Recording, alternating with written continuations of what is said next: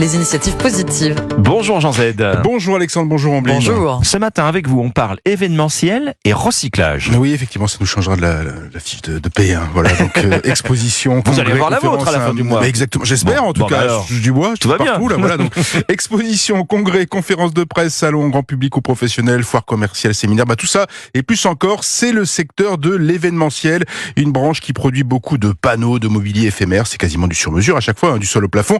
Et comme son nom l'indique, tout cela est fabriqué pour un événement et un seul.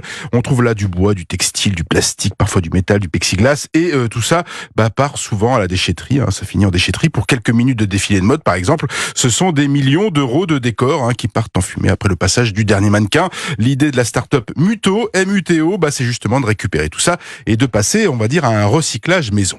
Mais quel type de recyclage ? Son truc, c'est de donner une seconde vie à ces structures. Récemment, pour un salon de mode à Villepinte, en région parisienne, Muto a récupéré entre 4 et 5 tonnes de panneaux en bois, en épicéa pour être précis. Et Muto en a offert une partie de ces 5 tonnes de bois à une entreprise à but d'emploi. C'est ce qu'on appelle une EBE.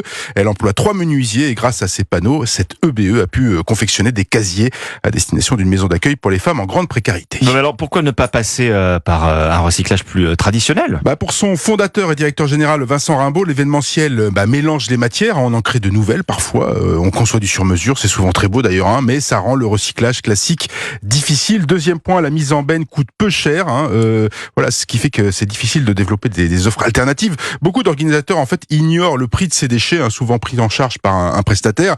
Alors, il n'y a pas de système de pollueur-payeur, voilà par exemple, donc de fait on ne sait pas combien ça coûte. Et surtout ces éléments de décor ne sont pas du tout, mais alors pas du tout en fin de vie. Ce sont des matériaux souvent neufs, utilisés quelques heures, voire quelques mois. Muto mise plutôt sur le réemploi, le recyclage lui attendra un réemploi soit pour le même usage, voilà, vous avez une chaise, vous avez un bureau, vous le réutilisez, ou ce qu'on appelle de l'upcycling, on transforme la matière sans la détruire en lui redonnant la valeur du neuf. Alors comment se porte cette jeune société Muto ?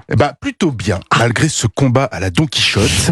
Dans la zone de Sainte-Apolline, à l'ouest de Paris, Muto vient d'inaugurer quand même ses seconds locaux, près de 1000 mètres carrés, 14 salariés à son bord quand même, et des activités axées donc sur le réemploi solidaire, histoire de fêter un deuxième anniversaire sous le signe d'une ambition grandissante. Les initiatives positives. Merci Jean Z. Merci à vous.